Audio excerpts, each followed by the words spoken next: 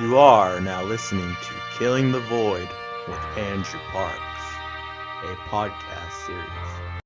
All right, Zach, I'm going to start recording now. So, welcome to my podcast episode for Killing the Void podcast. I I guess we should start at the beginning, man. Like, what got you interested in cryptocurrencies? I definitely got caught up in FOMO back in January when all the prices were going up. And I mean, I always knew that there was a fundamental technology behind it and a use case behind it. But I mean, at first it was all about the money for me, which isn't good. And kids learn from that. Yeah, I But definitely learned with the fucking Verge, man. Oh, God. I yeah, I've bought it lost at its highest. lost a lot of. How much money did you lose? I lost 200 bucks. So, I don't know. I mean, I don't even know if I consider calling it lose money because it's not lost until sell it. oh, Which there was yeah. definitely some coins that I bought and then took a loss on them and then decided that there was a better project that I thought, so I sold and moved that money into something else, which that would definitely be a loss. And Most weren't they like hacked or something? Didn't you have a coin that was hacked? yeah, titanium, but that's not even worth talking about. Yeah, my Verge got hacked too, but because I kept it on Binance, I still have all my coins. So I actually got lucky leaving it in Binance and not in a Verge wallet. Yeah, I'm not 100% sure, but I don't know if the exchanges I think the exchanges are what got hacked from Verge. Oh, was it? I'm not 100% usually. Yeah. So, okay, let's explain to Uh, new people that are maybe interested in getting crypto. What is the process of doing this? It would be like Coinbase, right? And then into Binance. Can you just explain that a little easier? Crypto is obviously worldwide, so whatever country you're from, there's going to be different ways for you to get in. Different countries easier than others.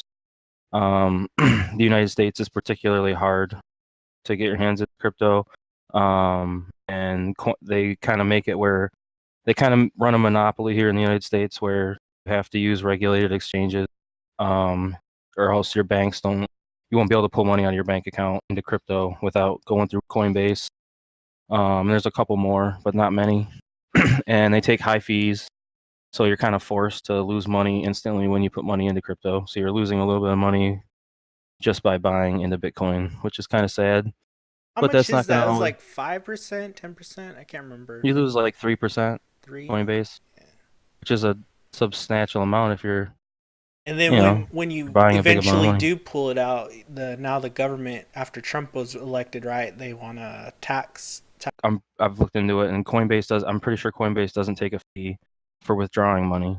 So they take their fee when you convert your Bitcoin over to US dollars for the exchange fee, Yeah. and then they obviously take a fee when you buy into Bitcoin with US money, they take a fee. And then but when you actually take money out back into your bank, I don't think that's kind of cool, but you are going to have to pay taxes. So if Yeah. that's what you're obviously talking about. Yeah, kind of like the stock market, So right? So yeah, you're just going to pay capital gains tax. So this is really why we're doing this episode for my podcast, and we'll get into what you're investing in, what crypto coins. But I want to talk about the future of cryptocurrency mostly, and there's something going on right now where it's gonna there. You explained something about like they want to make it like a stock market. So can you explain a little more? I'm sorry, I'm fuzzy on all that details. Can you know what I'm trying to say? um Stock. Well, oh, you're talking about ETN or ETFs, Yeah, yeah, that. exchange traded funds. Yeah, yeah.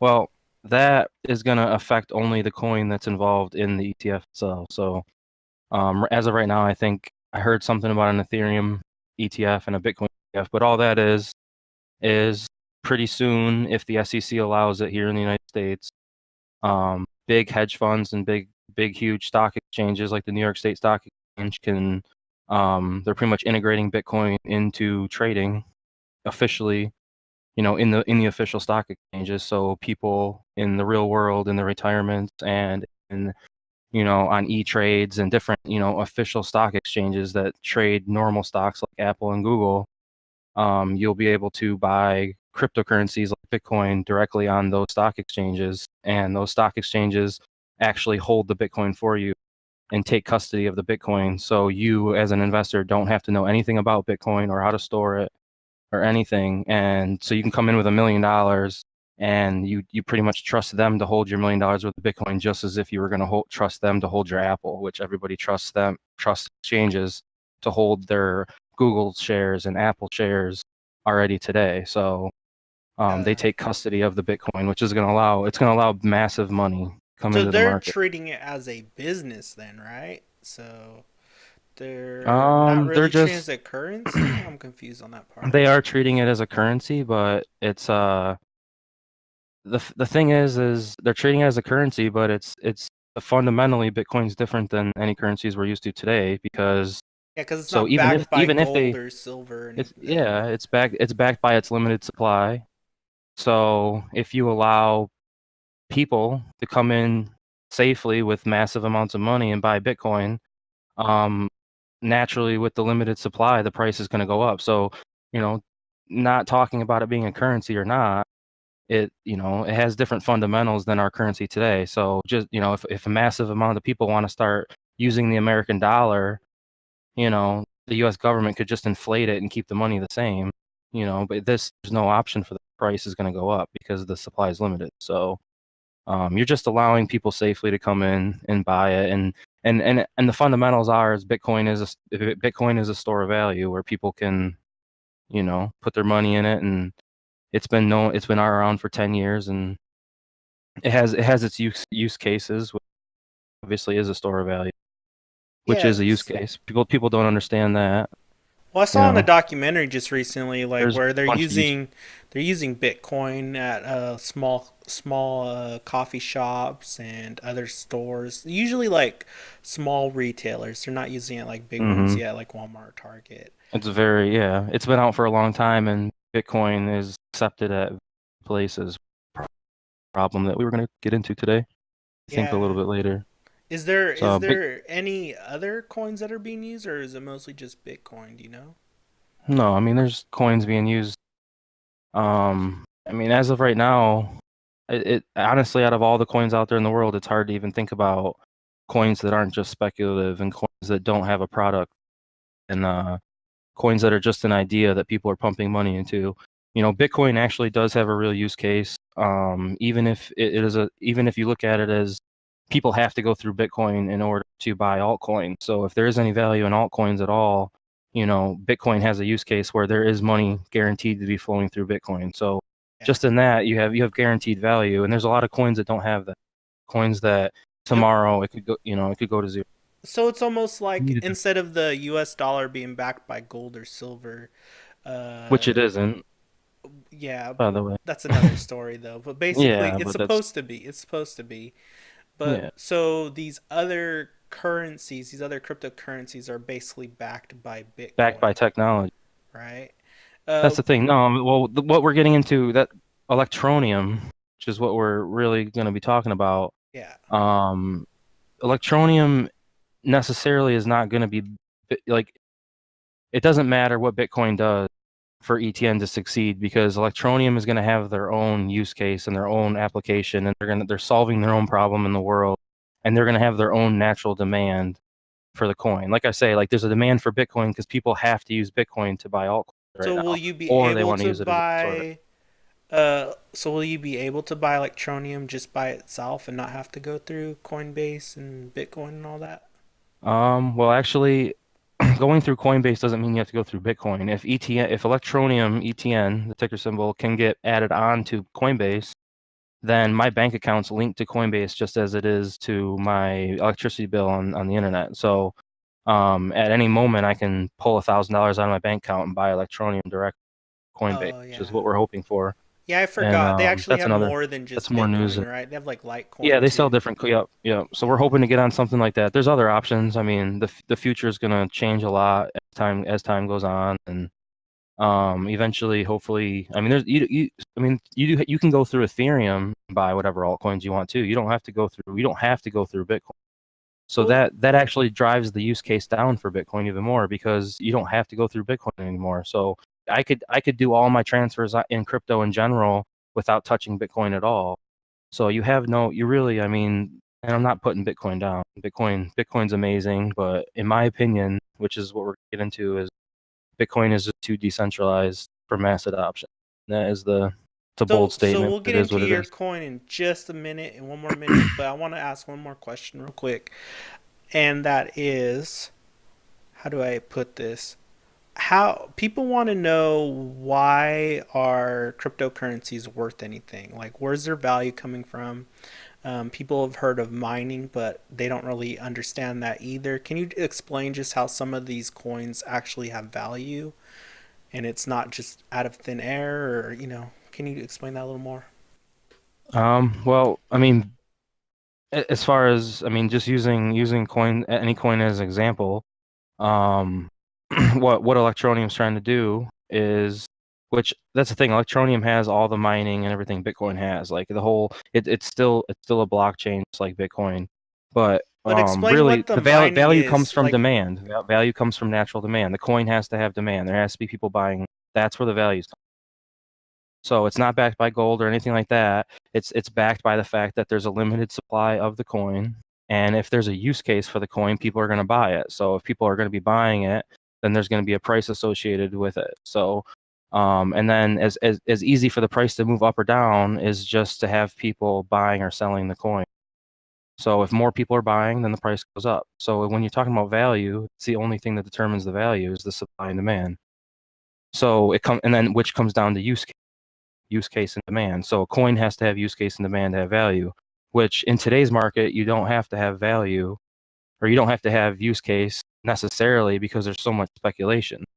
Everybody's buying into coins that don't have use cases and then really don't have a natural demand, where if people stopped buying into it in hopes that the price was going to go up just out of speculation, then the price is naturally going to drop.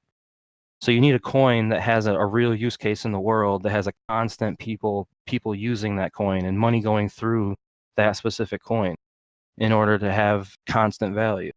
And the fact that the supply is limited allows that to happen. So I mean yeah, I that's truly where it know. comes from. I know Venezuela. They got a, was it like a communist or socialist president recently, in the past couple years or few years, and they're going through a big old economy crash. People are starving to death. They don't have enough drinking water. And what a lot of them are doing, because their currency is literally nothing, a lot of these people are living off of Bitcoin at the moment. So right now they actually have a use for that coin. But I guess what I want to explain to people that are really know nothing about crypto, pothead, is, can you explain the whole mining process, like how that works and why people are doing it, and the creators of each coin, are they just making like massive buttloads of money? Like, what's going No. on? Because people want to, There's two know, different trust yeah, them. I know, I get it. There's two different things. You got in the SEC, that the Security Exchange Commissions for the United States, the SEC, they determine whether or not an asset like Bitcoin or Ethereum or Litecoin or Electroneum, they determine whether that coin's a currency or a security. So the thing that's different, but like you say about, where do these coins come from? What happens is Bitcoin off the bat, back in 2009, 2010, when Bitcoin came out, the creator of Bitcoin didn't pre-mine his coins. He didn't create the code to give him 1 million Bitcoin off the bat and he could for free and he could just give it to whoever he wanted. It didn't work that way. As you mine, each blockchains have each block.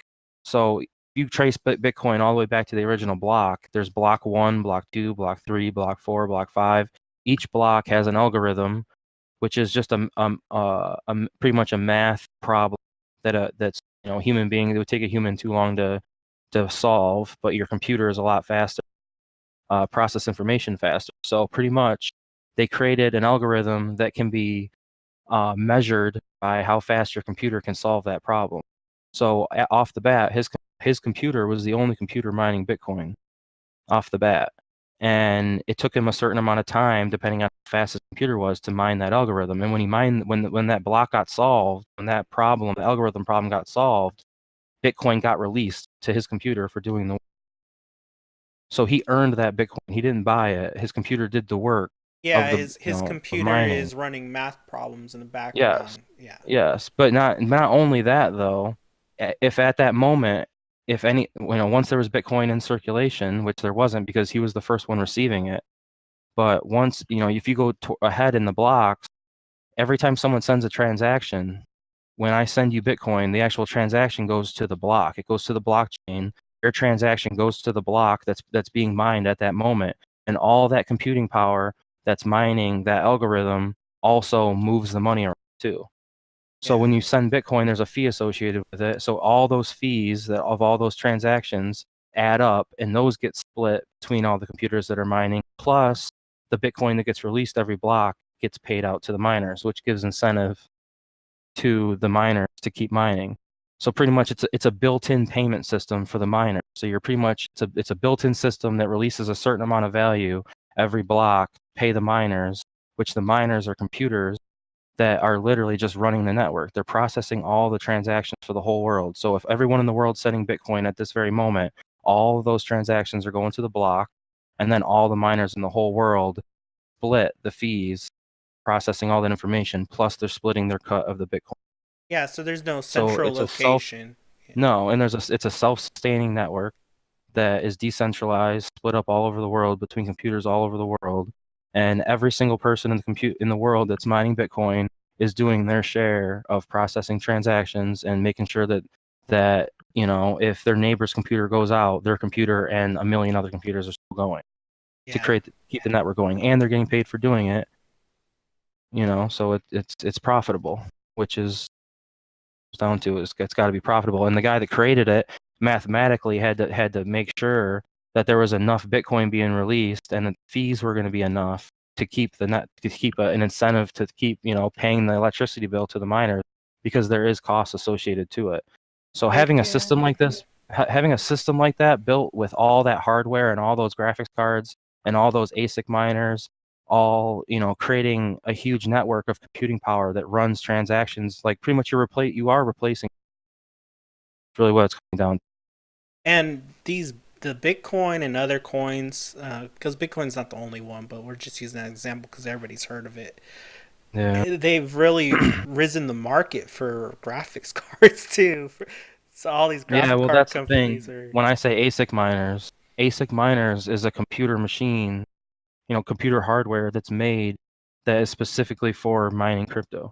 Okay. So, and they cost a lot more, but they're a lot faster. They're a lot more efficient.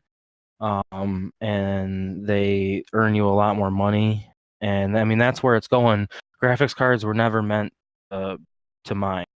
So people have already came out and pretty much built like the Cadillac of miners, practically, that just um that a graphics card can't keep up with Oh, ASICs. okay. I see. I didn't even know there was something new. So it's So like a new age mining yeah. that has came out. Oh. Um, yep.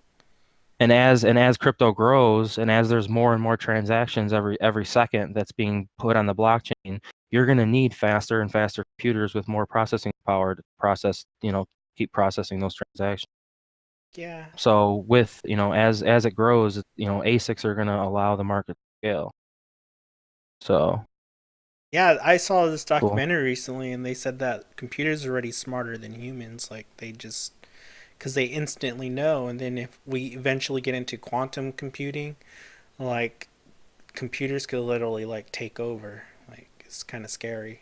They said quantum computing's a little scary because that's when you start working into AIs and all that, and they I don't can know. just they could think you could they instantly know right away like an entire huge database worth of info, whereas the human has to sit there and read and learn and all this crap.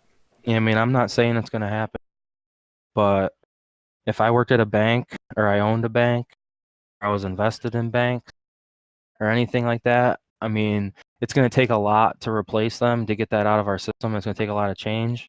But just the fact that blockchain alone if you think about every bank in the world and every human worker that worked for those banks and how much human error there is and how much salary and money is paid out to people to keep the banking system going and keep track of people's money and keep people's paychecks going in the to all it takes a human to actually open up a bank, so you have to pay a worker to do that.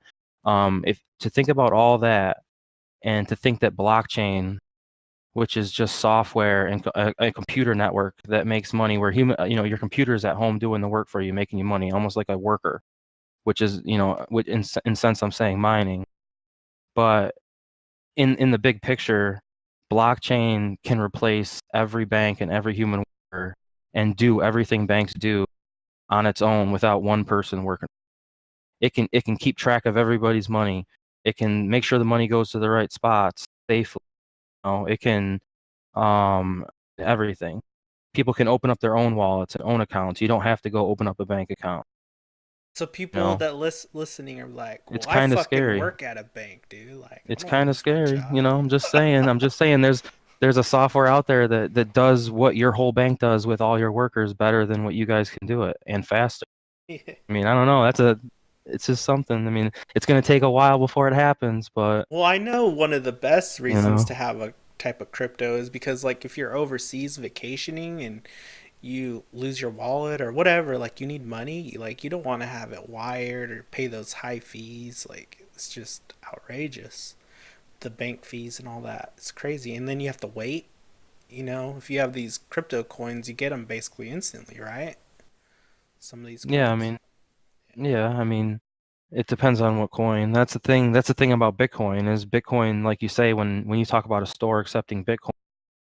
The way Bitcoin is now, that's never gonna happen. I mean, there might be a few places that can do little online transactions where you have 45 minutes to wait for that coin to be confirmed that you know that you're getting it, and that's never going to happen. So the timing, Bitcoin's too slow to be mass adopted. So no one's ever going to be paying their bills and buying their gas at a gas pump, buying their coffee at Dunkin' Donuts.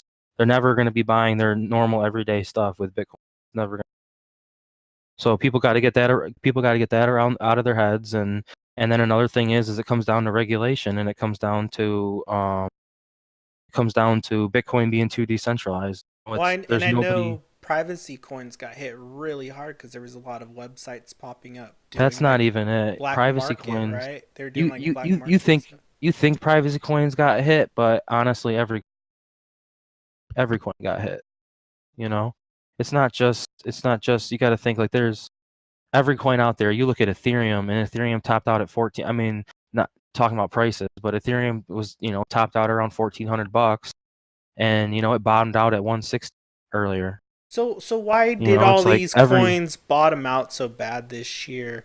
Is it the bubble that exploded that all these news anchors and people they had that they were interviewing, all these economists, they're like, "Oh yeah, the cryptos are all gonna it's a big bubble and it's gonna explode." Or did it have to do does it do this every year with the taxing, the quarterly I mean, taxes? it sways every year usually, and but it, every coin's tied to Bitcoin right now. So if Bitcoin goes down, every coin's going down. Because every coin's based off of Bitcoin. So if you have a coin that is worth 1 Bitcoin and Bitcoin falls down to nothing, your coin's value drops with it. So I mean that's kind of what it is. But Ethereum, I mean, every coin has their own little kind of reasons. Like there was a lot of money being pumped in at once. It wasn't, and that's not sustainable. You know, Yeah, and there it's wasn't just like really a huge, there huge wasn't a use. There's reason like no for it. There's no Amazon yet. reason Yeah. for it. People were just, it's all speculative buying. Last year, there was no use case for any of those coins. It was all people that were trying to get rich. It was people that were buying in thinking the prices were just going to skyrocket, and then they didn't. There was no reason for the price to keep going up past that point. You know, got kind of everything took a drawback. And I mean, everyone called it out earlier, even when things were skyrocketing. They said things are going to die that don't have a use case. There as of right now, things will pump and all these coins will pump. But in the end, if they don't have a good team, if they don't have a good project, if they're not solving a problem and they don't have a use case and they're not going to have natural demand where they're not relying on Bitcoin, then they're going to die. And that's why you and I and everyone we know, we started doing investing into cryptos, and it was to get rich real fast. And we kind of fell into that whole little thing that you mentioned earlier in the show when we first See, started. And we didn't and really you do can our get rich. You can get research. rich, but Yeah. you're not going to get rich. You're not going to get rich as fast as you think, and you're not going to just do it in any coin possible. I And mean, so, there's coins that are going to change people's lives, but it's not every single coin. And if you go on there, every coin acts like they're going to change everybody's lives, and they're not going to. yeah. There is a lot of scams, so you got to find the right one. All right, so we're going to get into the main bulk of this show now. We're going to talk about the coin you prefer. And I just want to explain to everyone like every day, Zach is on here doing research all day long when he's not at work. And he's what do you call it? Like, are you addicted to the crypto? Like, you're just like I don't know. I just 200% head on, running in full steam ahead, right? Like, you're just yeah. I mean, just reading thinking anything about and everything you can about it. yeah. So, Just what I said about the banking stuff, though. I mean that's why I'm in it because it's technology that is better than what we have now, and it's literally it's revolutionary what the blockchain does. you see a future in it. In other words, Oh, of it's course, the and I see a use future. case, Yeah.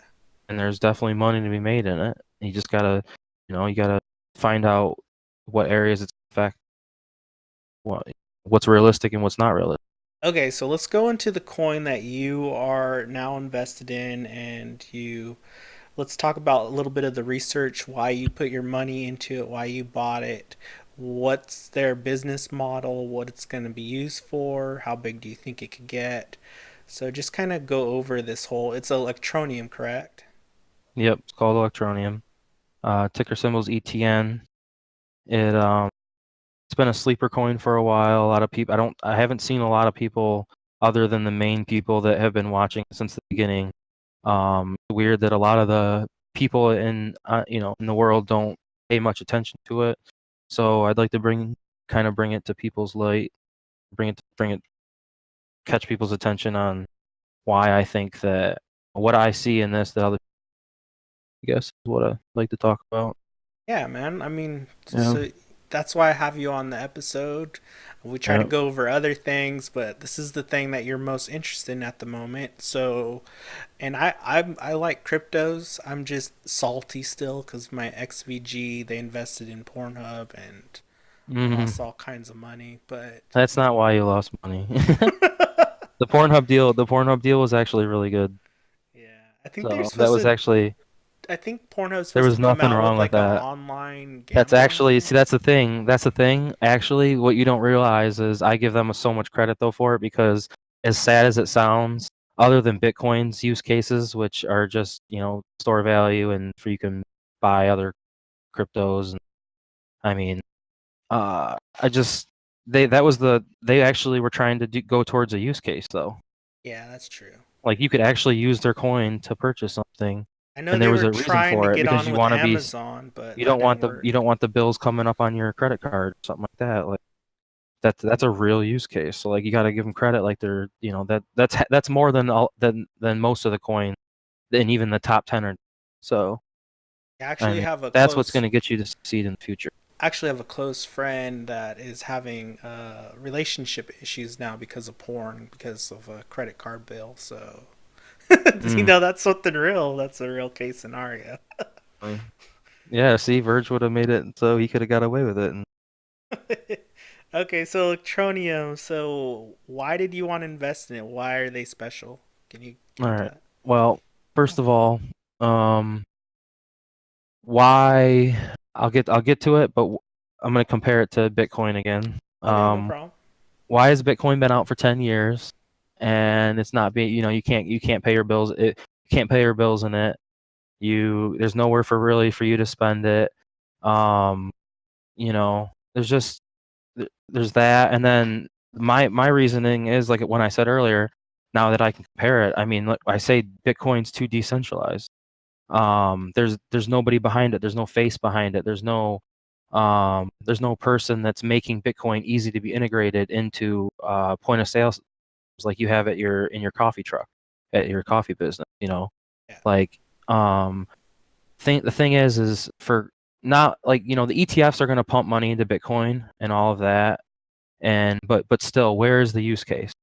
Where is a government actually going to allow you to use Bitcoin, which isn't associated to your name or anything like that? Are they gonna allow you to actually use that every day for all your money and get rid of the U.S. dollar? I don't. It's not going to happen. I don't see it happen.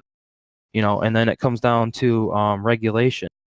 Bitcoin is very hard for governments to regulate because who knows how many wallets are out there, who knows who owns the wallets, who knows who's sending all this money around the world. Um, at any moment, the government could literally just, I mean, it's sad to say, but they could pass a law that says that, if you get caught buying Bitcoin or owning Bitcoin or sending Bitcoin or buying anything in Bitcoin, it's illegal, Wow. at any moment. And it's like there's nothing stopping the Bitcoin system from going down. The Bitcoin's always going to be there. So legally, yeah, you can still use it and everything, but there's nothing to say that they can't make it illegal for you to use. So I mean, but as of right now, they're actually, they're being decent about cryptocurrencies in general. They're accepting of it. They're starting to do regulation. They're coming out with clear rules and laws on how what they want you to do, how much they want you to pay, how you should cash out. And that's the thing is big money is never going to come into crypto until there's clear regulation. And that's the thing is Bitcoin is very hard to regulate. So that's the thing where Electroneum comes into play is not only is Bitcoin hard to get into, Bitcoin is hard to understand. It's hard to for people that don't use computers. It's hard for them to know how to send it to other people and to make sure that the addresses and the private keys and storing their private keys safely. No one has any idea, and that's why for 10 years that have went by, you ask your average person down the street and they don't even know what and that's where Electroneum comes in, and there's basic points. Electroneum is going to be easy to use, easy to integrate into society, into restaurants and Walmart and online stores like Amazon and movie theaters and online casinos and online gaming, and then of course peer to peer, paying someone at a garage sale with your cell phone with an app that anybody can download. That's ease of use. That's allowing the masses and the millions of people to get into crypto. Is being able to download a safe wallet, a cryptocurrency wallet on Google Play Store, supported by Google. That Electroneum has more than a million downloads right now on the Google Play Store for the app. And I mean, it's the app is beautiful, it's flawless, it works great. I've never had any problems with it. Um, if people did a little research and some videos, the instant payment system coming out with, which is already out, which you don't have to wait for anymore. It's not an idea. It's not speculative. They actually have a real working product. It's awesome. But get down to like the fundamentals of it. Electroneum, they started from Monero, which is a privacy coin, which is like what you bought with Verge, which Monero is a great blockchain. They're still great to this day. They have a huge market cap, a huge following. They update constantly, do hard forks constantly. So they definitely, keep up to date with everything and I there's don't still a huge understand backing of that it. though. I'm gonna stop you real quick and ask a question. Uh, how did they start from Monero? Is it the same creators, or is Monero like the parent coin? I'm All confused on right. that. So have you ever heard of Bitcoin Cash? Yeah. You have. Okay. Well, what happens is um, like Bitcoin's decentralized, so anybody could do a fork of Bitcoin. So what happens is Bitcoin Cash, they did a fork of Bitcoin where anybody that holds Bitcoin also got a copy coin, which was called Bitcoin Cash. Yeah, anybody can do a hard fork off of like any decentralized coins like blockchain. And the actual so what happens is everybody, like, you can offer that free coin to anybody, but if nobody thinks it's worth anything, then it's not going to matter. So there's I don't know a whole lot about hard forks, but is that what you're asking about, is hard forks? Yeah, basically, so they're doing the There's forks coins that are so created they're off of the original easier. coin. There's Yeah, coins that are because created off of the original. yeah, That's and they're what doing I'm that because they want a more simplistic interface, right? Like an app No, like or they're app. doing Monero does hard forks for themselves. So they're actually doing hard forks where they are hard forking. The hard fork means that there's something that they did different in the blockchain that wouldn't been able to do if they didn't do the fork. So a hard fork is like, say there's some coding issues or something where they're trying to like change something about the blockchain to make it scale larger, to make Monero fast when you're sending it to the blockchain, or to if they want to change block times where each block gets solved faster or slower. There's so much different things that you can change about a blockchain to make the block a lot faster, make money sent faster, and stuff like that. But the thing is when you make those changes, a blockchain is based off of confirming past history. That's why people can't counterfeit crypto. That's why a hacker can't come in and just create a million Electroneum and throw them in his wallet, because it's impossible. Because whenever those million Electroneum are created and stored on an account, the actual blockchain wallet is double checking back to make sure that those coins are legitimate, that there's a trace, that there's a history of those coins. And if someone comes in and just creates coin, there's no history of those coins. So it can't work. So every single time a coin is moved on the blockchain, it creates history, which is what the confirmations are. When I say that you're waiting for Bitcoin to be confirmed, it's to make sure like all the computers in the whole system are double checking back to make sure that your Bitcoin is legitimate, that it came from an actual block. Like there's like say the Bitcoin that I have, um, like it double checks to make sure that who sent me that, and then wherever that guy got it from, it's double checking to make sure that a guy, it traces the way back.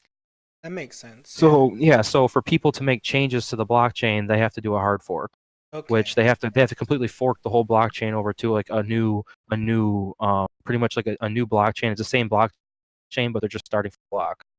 So Monero does it for themselves to just do updates and solve problems and keep their blockchain up to date and stuff like that. But Bitcoin Cash came from a hard fork, but it wasn't Bitcoin doing the hard fork, because there's nobody that works for Bitcoin to do the Yeah. hard fork. Monero has a team behind it. Bitcoin doesn't. Yeah. So, but That makes yeah, but sense. yeah, but there's 18 million Bitcoins out there right now, I believe, a little bit less or around there, it's exact, but 18 million Bitcoins in circulation, which people don't understand, but that's why the Bitcoin price is so high, by the way, for people that don't know much about crypto. Everyone wonders why each Bitcoin is, $6,500 a piece, topped out at 18,000. And it comes down to what we talked about earlier about how the supply is everything. And the example I try to give to people is that if a car company came out with 3 cars and the cars were absolute trash, they, hardly run, whatever, but they only came out with 3 of them and they were limited. Don't you think that 30 or 40 years down the road, that car is going to be a collectible item? And why do you think someone's going to buy that shit car as a collector item? Because there's only 3. So Yeah. the car itself can be worthless, or it could be anything. But what gives it value is scarcity.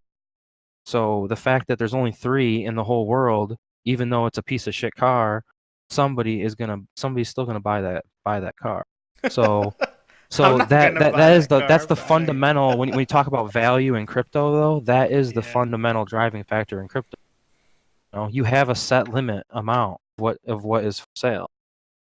So that gives value right there. And then when you add a use case and you add a demand, like I'm talking about, that Electroneum is going to have, and they have a real use case that people are actually going to be able to use Electroneum every single day of their lives, that really adds value. Okay, so Electroneum's selling point is basically they want to be like a Venmo and a PayPal. A Venmo and a PayPal, pretty much that's it, but mobile for your phone, easy to use app, and they want and really, people would think about it as like, oh, well, what's the advantage of Electroneum?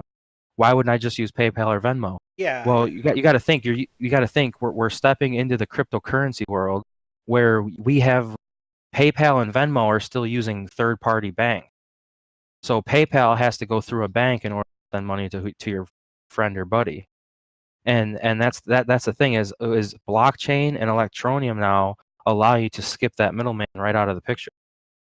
Okay. which is huge for, and that's the thing is it we can use it here in the United States, but this isn't for us. This is for people who don't have bank. And that's what Electroneum's slogan is, bank the unbanked. Okay, that makes And people sense. don't realize about how big of a problem that is, how much quality of life changes that could be for people. And Yeah, so that's like the Venezuela it's issue amazing. right now that's going on. Exactly. Yeah. Exactly. But the only difference is, like you say, is people trying to integrate Bitcoin. Well, guess what? That's going to be very hard. And right now, I mean, that's why the price is skyrocketing. That's why Bitcoin or Electroneum is up 400% in the last week.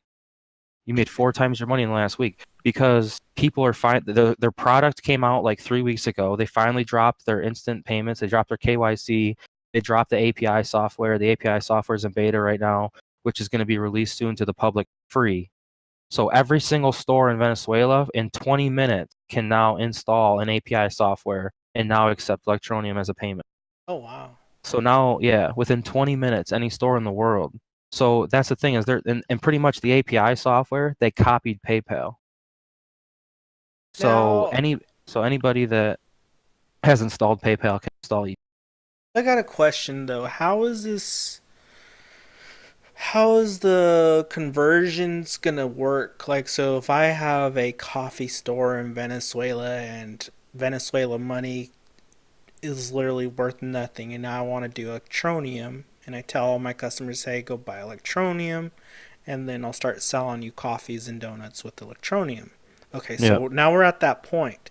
How are you going to does the owner of the store have to set their prices every day because the Electroneum Nope. coin is now worth double or triple or down half? Like, if they want like $5, let's say they want $5 worth of Electroneum for a cup of coffee, how is that gonna affect their pricing? And it seems like a nightmare if it doesn't auto correct itself. It does autocorrect constant.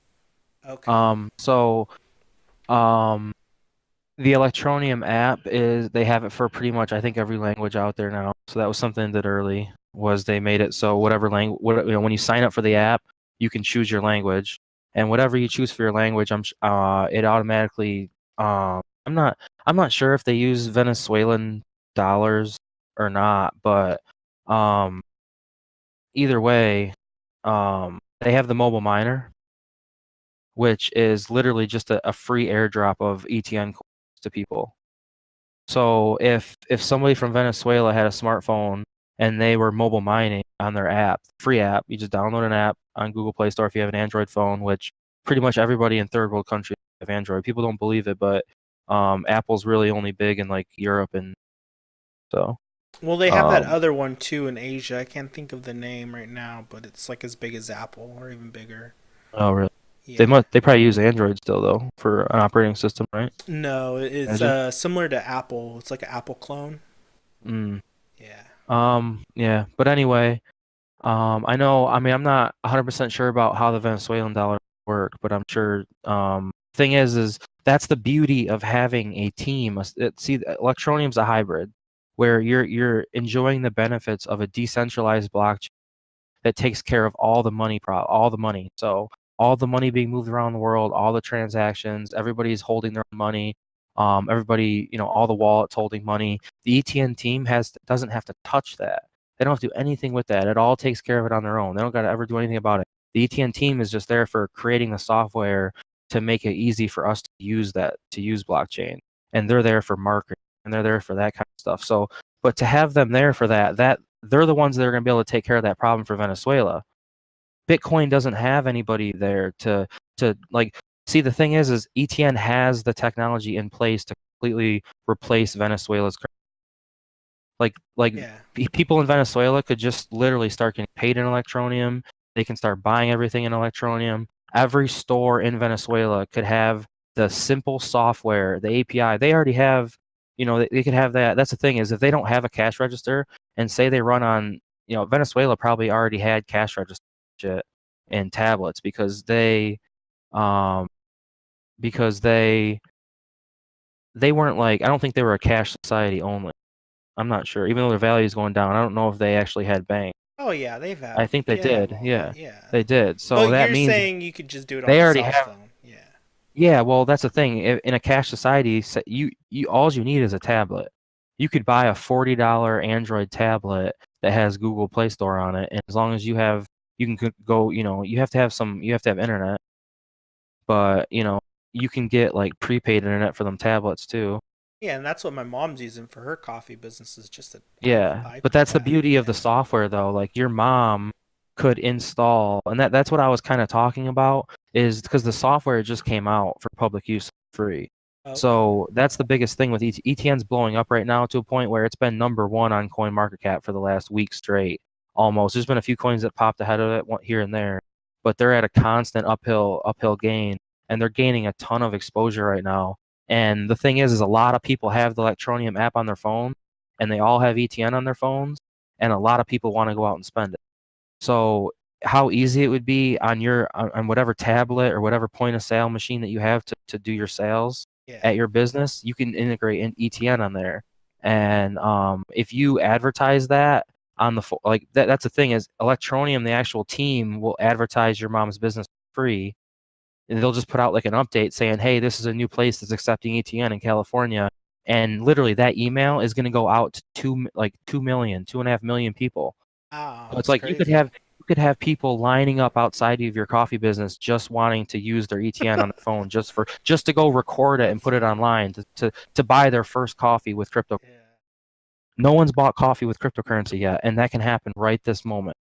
And your business could be the first business to get that exposure. That's what I'm saying. Like right now is a great time just for free marketing because it's a ton of people that are going to get your name out there because people are waiting for someone to integrate it into a tablet where they can go actually buy a good business and use So it like money. there's some things though to be scared about cryptos, like the hacking part. Like why is ETN safer than the others? Or All right. I'm glad you asked. Um, well, there's two things. People have to realize that you're not dropping your money off at a bank anymore, and then you can go home and sleep at night knowing that the bank is responsible for your money. And um, if they lose your money, you're insured, so they're going to get your money back. That's the only up biggest to stepping like stone. 225,000 though. So Yeah, yeah. yeah, which sucks if you have a lot of money. But yeah, but like I say, this is really for we can use this, which I think it's going to be here a lot. But I feel like this is really for people that are not not banked. But like the safest place to keep your cryptocurrency, like always, and this is for Bitcoin or Electroneum, is paper wallets. So you wanna create the paper wallet offline. So you don't want to have your computer hooked up to the internet to make sure someone's not spying on your screen or nothing. You create a paper wallet, and you can keep the bulk of your money on that paper wallet. You only pull what you need on the app to spend on ETN, only what you need for like a week or two. Like if say we get to a point where I'm paying all my bill, I have all my bills. That's the thing. Like we don't even have enough time today to get into it. But Electroneum has subscriptions built in, like prepayment prescriptions, where like your Netflix will automatically come out of your ETN account every single week. Oh wow. Um, yeah, they have all that built in. They have returns already built in where if the chain Macy's all of a sudden decides to integrate ETN into all their registers and all of their point of sales, so you can go to Macy's and buy clothes with Electroneum. What happens is when you go to purchase it, she rings up all your clothes, your total comes up. She tells you the total. You tell her you want to pay an ETN, and on the screen there's gonna be an option with a little their little symbol lightning bolt with ETN. You're gonna press it, and all of a sudden, instantly, it's gonna convert whatever the dollar amount was of your total. It's gonna convert that over whatever the going rate on the exchanges is as an average. It's gonna convert it over into ETN coins, and it's going to bring you up a barcode on the actual where you slide your credit card in. There's going to be a barcode, and you're going to have your phone ready, just like your wallet, and you're going to scan that barcode in the ETN app. You're just going to scan it, and then on the app, you're going to literally have a Macy's sign that's going to pop up that says that you're buying it from Macy's. It's going to tell you in the U.S. dollars how much you're spending and in how much ETN you're spending, and then you're going to literally type in your PIN code, and a receipt's going Okay. that stores. And then if you want to return one of your If you shirts. Yep. And then if you want to return one of your shirts, what happened was, like I said, ETN was forked from Monero. So our original blockchain is from Monero. And they ended up switching it back in the day, and we did our own hard fork, like I was talking about, and we actually switched our blockchain up to make it less private, which means that when you go buy something at Macy's, Macy's automatically, when they receive your money from the app, from that transaction in the API, they automatically have your public key back to send you money back from return. Oh wow. So what happens is if you go back to the store and you give them clothes back, and they're literally gonna process the return on their, it's built into the API software on their monitor, like on their screen. They're gonna Yeah. process the return. It's gonna convert, how much ETN you're gonna get back. It's gonna have you scan your phone again. You might not even have to scan your phone again because it already has your public key.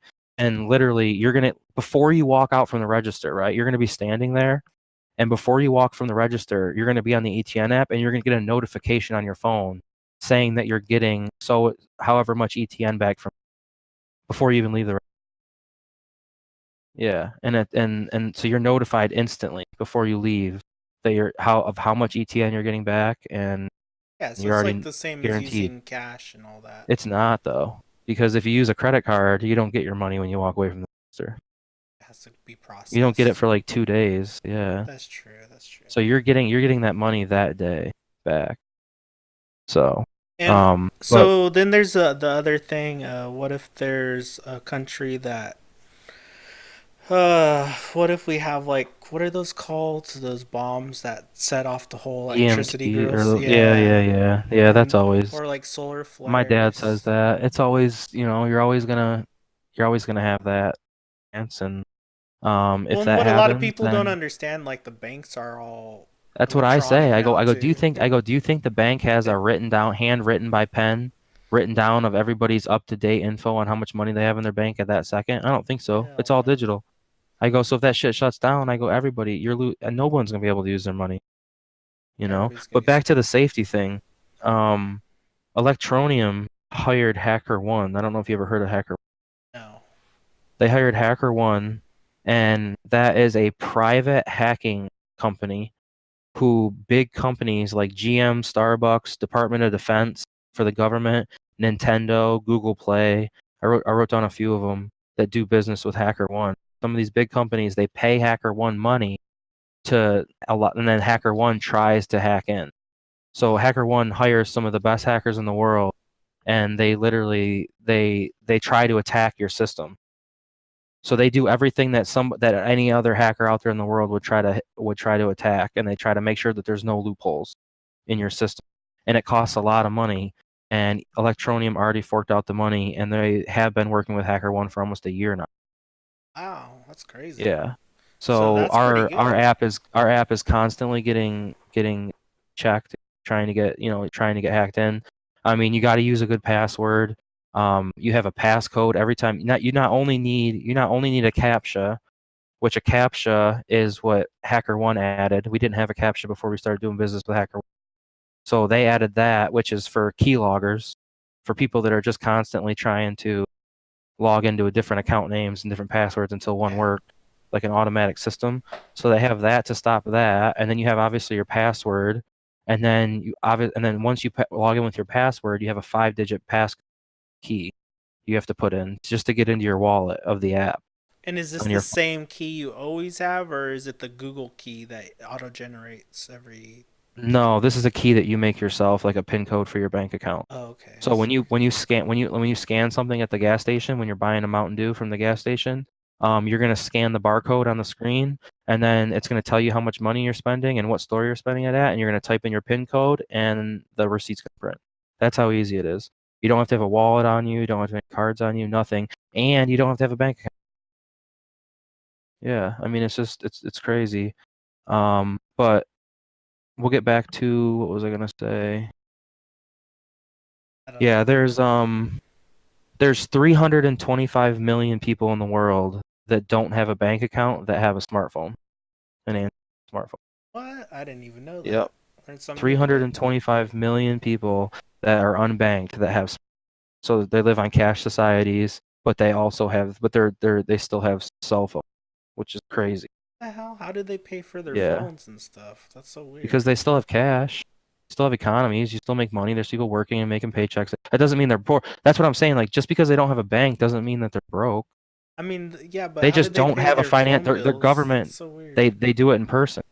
Really? They Wow. have to actually travel. Yeah, that's why I'm saying when Shit. like that's what I have written down is when we get into it, I like giving analogies like this about imagine a guy in just as an example, I don't know I don't know much about Indonesia, but maybe I don't want to even say it because I don't want to piss people off. No, it's not saying Indonesia. Say a country that doesn't have banks and they live on cash and stuff like that, and say there's a guy who creates something amazing like by hand, like some amazing handmade item that he creates and it's like special to his country and it's unique and he does an amazing job at it, like where nobody else in the world could do as good as he does, right? Uh-huh. Because that could happen, Yeah. like some people make amazing things out there. Well, say for example that people from all over the world on the internet would buy that item that guy makes, but he doesn't have any means of collecting the money. Say someone from like say I wanted to send the money for that item, I can't PayPal him the money. I can't use my debit card to send the money. He has no bank account to accept it. He can only accept cash. So this app, Electroneum in general, the currency Electroneum and the app and the API and everything, all he would need is a smartphone. And he with Electroneum downloaded, and he could create a website selling his product to everybody in the whole world, and he could put his public address up there and everybody could send him money and he could ship his product out to people. And he could Oh, he could okay. better his life and he could better his whole he could better his whole family. Like his kids are going to eat better. And not only that, but that will grow economies and grow, like it gives people opportunity to actually create a business that they never had the opportunity to create before because they have a phone. That makes sense. Yeah, and everybody has a phone Crazy. nowadays. Yeah, you can't do that with Bitcoin. You know what I'm saying? Like Yeah. like this is about mass adoption. And what happened was Electroneum noticed that when they started trying to get huge partnerships with like big cell phone companies that have millions and millions of users in other countries, which is what their goal is, because they want to, their app wants to be on every single phone in the whole world. They want to make it so you can pay your phone bill right from your phone, Yeah. stuff like that. And what happened was when they tried getting these big partnerships, the lawyers for these big companies, they shut the deal down every single time. And that was because of liability for know your customer, because there was no way in telling who was actually making the payment and whose money was actually and where the money was coming from. Oh, so they didn't And if want it was thieves. laundered, it was for Yeah. money laundering and stuff like that. And they said there's no credibility. We don't know who's actually behind these accounts and running these accounts. So what Electroneum did, which pissed a lot of people off, but now the whole crypto world is waking up to the fact that it's a necessity. You're never going to be able to be integrated into the public and to be used wide, for mass adoption. And you're never going to pay every single bill you have and be able to live off of ETN without know your customer, Yeah. which is what banks do. If you want to open up a bank account and you want that easy, you want to be able to send money around easy like that and pay for shit easy like that, they're going to want to know who you are. They're going to want to know who you are. And Exactly. and there's no cryptos that are doing that. And it's a big step because everybody in the crypto world is all about privacy. They're all like, oh, like I don't want the government knowing how much money I have, and I don't want the government watching my payment, all that stuff, or knowing, that's my account. And it's like, well, like that's cool and I understand it. I get it, and I'm all about privacy and I wish it could be like that too. But the fact is governments are never gonna allow that to happen ever. Yeah, unless you make So all there's your own shit. So you'd have to have your own cell phone company, Exactly. your If own you want to be internet. integrated into the Yeah. system that we have now, then Electroneum is it, because they're the only ones doing it. They're making it easy. It's an app on your phone. It's easy to download. Anybody can take payment all over the world. They have a limited supply. The blockchain is awesome. The app is awesome. The team is awesome. I mean, the KYC, they're within regulation.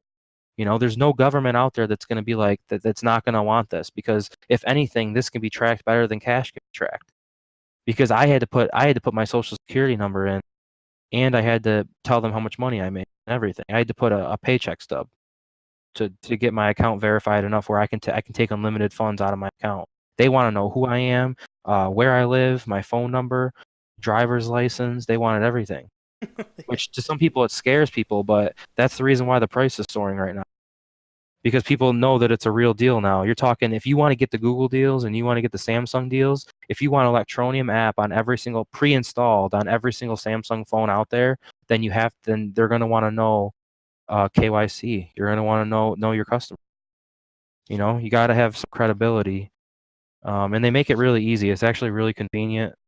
The know your customer convenient. They don't ask for any more information than a bank would ask for. So why should people be So, investing right now? Why do it? And what's going to stop it from being like last year where people are just constantly buying and selling? They're doing they're telling everybody let's all go into Verge or let's all go into Bitcoin, and then like the next day after it's up like 10% they all sell. And all those people lost a lot of money cuz well, the reason why those people all sold was because every single person that was buying that coin was all out of speculation. That every person that bought that coin when it pumped originally, when everyone thought they were going to make money, every person was just buying it to sell. You see what I'm saying? There's a difference there. So every person buying it has a selling point. They're all in it to make money. No one's in it for the product. They're only riding the wave, all and of you're that. saying But Electroneum's different I'm because it's saying, the product. yep, there's going to be an actual demand for the coin. Okay. So yeah, there's going to be an actual use case. When you bring in an actual use case and an actual product and an actual need, that's the thing is you got to understand that, say Venezuela integrates ETN, right? All of that money creates liquidity every day. So that means that that's constant money that's going through ETN guaranteed every day, which means that those people out there that are converting their paychecks into ETN to buy their stuff because now Venezuela only accepts ETN as a payment, that means that you can count on that money coming into ETN and purchasing ETN that day. See what I'm saying? So that's guaranteed. That's constant. That's what you want to grow. That's called a network. So like it's called network effect too. So, and it's liquidity. It really is. It's money being moved around all the time. So a lot of cryptos are like people just buying it and holding it and stuff like that. But like this one is obviously people are holding it because there's still the money to be made, and there's still, you obviously think that it's going to go up in value because it's a limited supply. But adding the whole use case in and the demand, I mean, there's going to be a demand for ETN. There's going to be people out there they're going to want to use it. They're going to want to finally be able to access the global economy and be able. That's the thing, is the things that we take for granted, other people don't have. So You know what I'm saying? is there a selling point in your mind? Now I'm going to a personal level.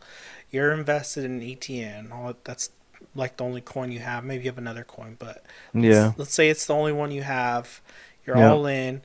Is there like a selling point, like when you reach like 250,000, 500,000, like you're just Um, gonna sell it all it's and funny to think about. Like every other coin, you'd have to have a selling point. You definitely want to pull some money out and into cash so you can actually go buy something and use it, because all the other coins have no use.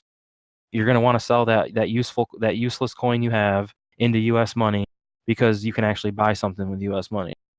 That's really what's kind of sad about it. And ETN, as much as I'd like to say that I have a price, everything that I've been saying, I should never have to pull my ETN out into US dollars ever, because I should be able to pay my mortgage. I should be able to pay my electricity bill. I should be able to buy all my food for my house. I should be able to go buy car. yeah, if I it should be able to becomes pay widely everything I need through accepted. this. Yes, and it's going to, because it's easy. It's more easy than every other coin. They have KYC. It's all on a mobile app for your phone. Anybody can download it. It's easy to use. It works flawlessly. It's instant. And that's another thing, is if you had the ETN app right now and I sent you 5 Electroneum, and right when I hit send, the very second I hit send, you get the notification on your phone saying that you're getting my 5 ETN. You don't have the very second. And ETN is made where I can't do chargebacks on that. It's impossible. That money, once I send it to the blockchain, it's out of my account. It's out of my wallet. It's on the blockchain. It has a destination, and that's your wallet, and that's where it's going. So if we were two strangers on the side of the road and you had a book for sale at a garage sale, I could pay you with Electroneum, and you could get that notification instantly that you're getting the money, and I can leave, and you never have to see me again. Can't and you be can like trust. you can't be like PayPal where No, all these no. streamers get donated like Yeah, 20,000 and and then you then charge back, and then you yeah. charge back. You can't do it. So I could leave, and we could be strangers, and you're trusting the blockchain that you're getting your money. Cool. It's crazy. But the thing is, what people don't understand, to clarify, when I send you a little bit of money for that book at the garage sale, and you get that notification you're getting the money, you don't have the money right there. You're just getting a notification saying that the money is 100% guaranteed, no doubt, heading to your. So you're just, Gotcha. which is just as good as you receiving the money, because you can wait 10 minutes to get that money. You know?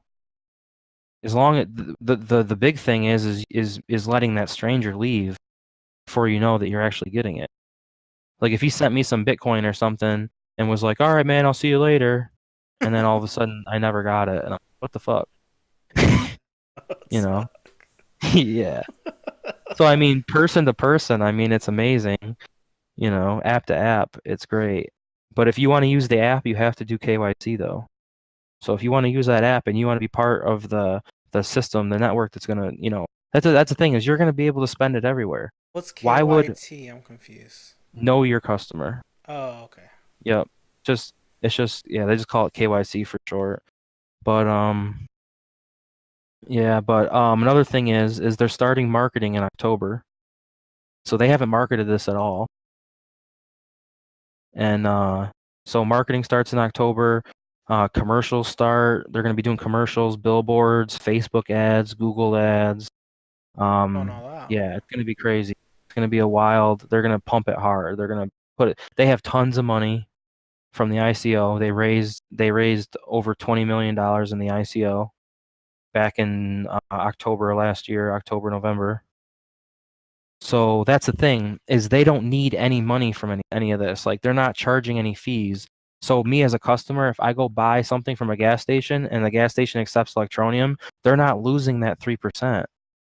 They're making gas station in the United States now is making 3% more on every sale Yeah. by using ETN for free, and it costs the store nothing. So think about that. So that's an incentive for the stores to add it. It only takes 20 minutes to put it on. It's like I guarantee you and your guys' business, you might lose money through credit cards if you guys accept credit cards. Yeah, we do. Yeah, you could earn It's 3% 3%. on Yeah. every sale. Yep. Yeah, we Think lose about all the tons. people that are gonna come to your food truck just because of you guys accept ETN. I have to look into It's it more. crazy. You guys could make a ton of money. So, is there You guys anything could else you people wanted to making videos. cover, Um uh Zach? yeah, another thing is in 2 weeks they are coming out with a partnership with a huge cell phone company in a different country. I'm not sure. They wouldn't release a name yet until it's official, but he said that they're working on it right now, and they said it's already in place. They're just like getting the paperwork done and getting everything in place before they officially announce it. But he said that what they're doing is the partnership wouldn't happen without KYC. So this is one of the ones we missed out on before because we didn't have KYC. So, but what they're doing is they're integrating the announcement, the actual partnership is them integrating the ETN instant payment, the API into their buying data. So it's a cell phone company that sells data to people, and they're allowing people to use ETN to buy their data now. But the catch is, which is cool, so now people have the option to use, a cryptocurrency to buy their data in that country. But the catch, and I guess he said they have millions of users. So he said they have a lot of users, but the catch, that this is the most beautiful thing in the world. This is why he's a genius. Is they're doing an incentive thing where if you pay ETN for your data, you get double data. So every customer for that whole cell phone company, every single one of them is going to use ETN, because why wouldn't they?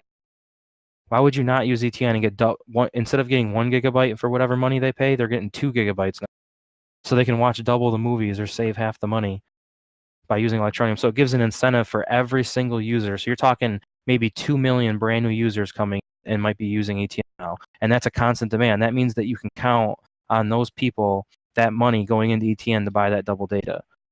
So that's what I'm saying. When you talk about constant demand, you're going to have people that every day are buying ETN to buy stuff every day. So you're never going to be able to fall down past a certain point as long as you're going to create like You know what I'm saying? It's not just speculative where it can just go to zero Yeah, I gotcha. because there's always going to be people buying it. So it's like that's what you really need, and that's what people don't get. And a lot of coins don't have that. Oh, is there ever gonna be a way where you don't have to go through Coinbase and all that shit? Like you could just go straight through ETN, like those people that are working on it Yeah, I to do mean, that. he already said that's in the works. He said that eventually, you'll be able to just download the ETN app on your phone, and once you make an account on the ETN app and you get your wallet and you get your mobile miner and all that, they said that you're going to be able to actually link your bank account directly to the ETN app. So you can just buy Electroneum right out of your bank account, and the ETN will get. So there's going to be pretty much an exchange on the app. So you'll That be able to buy the coins directly with US dollars, and the coins will go directly into your wallet. So you don't have to go to Coinbase, make an account, buy Bitcoin, send your Bitcoin to an exchange, buy ETN on the exchange, send the ETN to the app. Pain, it's a yeah. pain in the So yeah, ass. time, with time comes everything, and everything takes time. That's really It good took though. them, I'm glad they're gonna do yeah, that. yeah. But they also have a smaller supply than Bitcoin. People don't understand, So what which that's happens gonna when a come into light. supply runs out? What's gonna happen? Well, the supply is never necessarily going to run out because, say, all of a sudden everybody. What do you mean by the supply running out? Like no one sells, like everybody's holding onto their No, coins. like yeah, doesn't isn't there like a Bitcoin where like Yeah, there's a cap. There's a max yeah, supply. yeah, Yeah, when the max supply gets hit, the only coins that will be for sale are people that want to get rid of their coins for a certain price. But what happens is say there's 100 coins out there in the market total, just for an example, right? And say it's capped out, there's no more coins, that's all there is, it's maxed out, there's only 100, and say 99 people are holding their coins and are not selling, right? That means only one coin's up for sale, which means that whatever guy is selling his one coin is pretty much making whatever price he wants. So what's going to happen is he can put a high price on that coin, and someone's going to come buy it, like a crazy high price, and someone's going to come buy it, and then one of those 99 people that are not selling are going to notice, damn, he just sold his one coin for that much, and then he goes and sells, but he yeah. I sells it a get little you. bit cheaper. So you're always going to have, even if 99% of the supply was locked up and wasn't being sold, it's just going to drive the price higher. That's all Just it because is. people are gonna get greedy and want to sell Yeah. off. But Okay. ETN has Electroneum has 2 decimal places. Bitcoin has 8 decimal places, so that's a big difference. So each Electroneum coin can only be broken into 100 pieces. Like the smallest piece of ETN you can have is 0.01. Yeah. So and you can break one Bitcoin into 100 million pieces. Yeah. So think about that. So 100 million people could all have a piece of Bitcoin and still only have one Bitcoin. Be only one Bitcoin. Only 100 people can have a piece of ETN of one whole ETN. But and then that's the thing is people look at the actual like there's 8 billion coins with Electroneum and there's only 17 or 18 million coins with Bitcoin. So to the eye, it looks like Bitcoin has a smaller supply.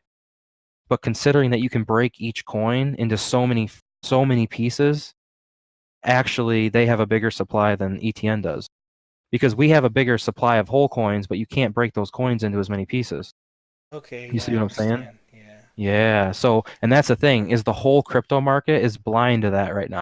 So it's literally an illusion right now that every single like everyone's putting their money into Bitcoin thinking that the supply is so low, and everyone looks at Electroneum and goes, "Oh, there's 8 billion coins.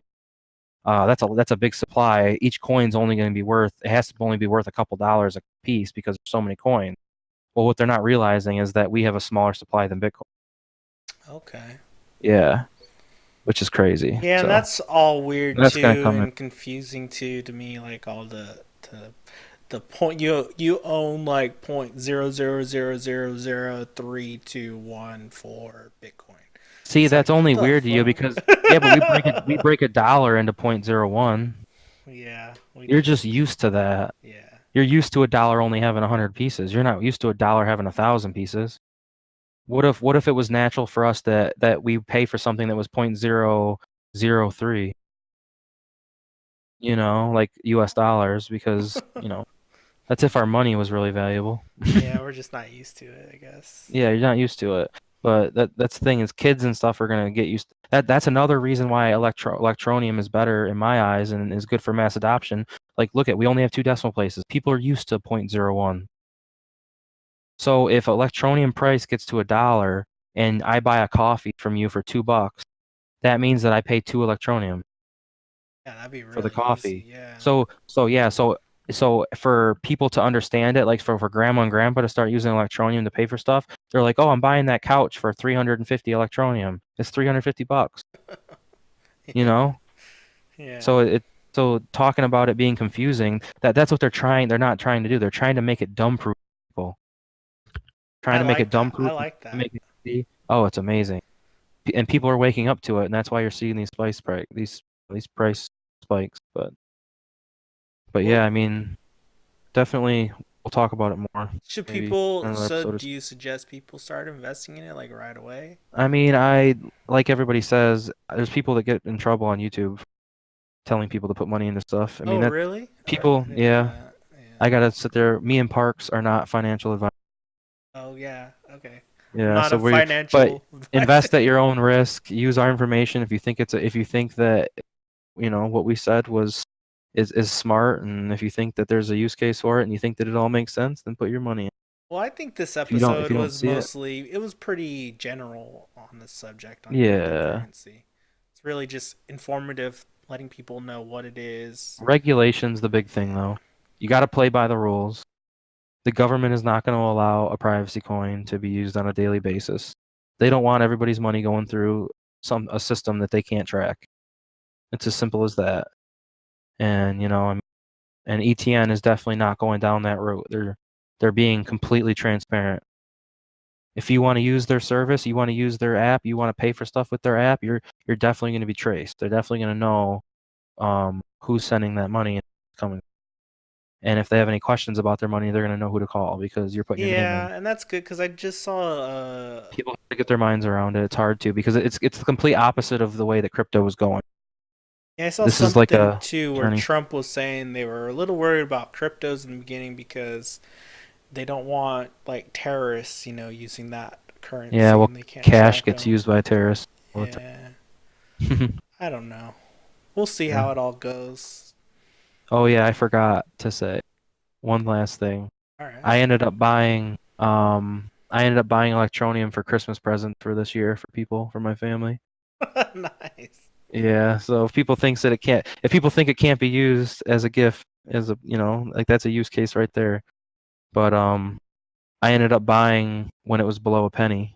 So Well, and so you're everybody's Christmas gifts are gonna grow by the end of Christmas. So I and might be handing everybody like $400 at the end for Christmas. and is that all in your pot still? Yeah, I got the coins separate. I mean, I got the coins with all my other coins, So but when you bought for your um, coworkers though, or you just got a tally I for don't them? take anything. No, they all hold their own. So you I sent bought them them. for them. I bought them for them, and then I sent them the coins. So they hold them Okay. themselves, so they're in control of them. Yeah. So yep. But I bought everybody there bought at the bottom. But I mean, I bought a little bit for a penny, and I bought $100 worth. I got 11, a little over 11,000 coins. Um, and so I figured each 2,000 coins is $17 a piece, and right now they're like $35-$40, 2,000. So if I gave like 5 different people 2,000 coins for Christmas, by Christmas time, each of those 2,000 could be worth in the hundreds. So it'd be a pretty good Christmas present for $17 for everybody. Yeah. But so that was a good move. Yeah, that was smart, dude. Yeah. Well, And plus, if they hold on to it, thank you for doing this episode. I hell yeah, it appreciate. was fun. I hope Yeah, I hope everybody learned something. I did. Shoot, I learned. We hope you enjoyed this episode. If you'd like to find out more about Killing the Void podcast, you can visit our website at www.killingthevoid.com. You will find links to download our latest episodes. Thank you and have a good day.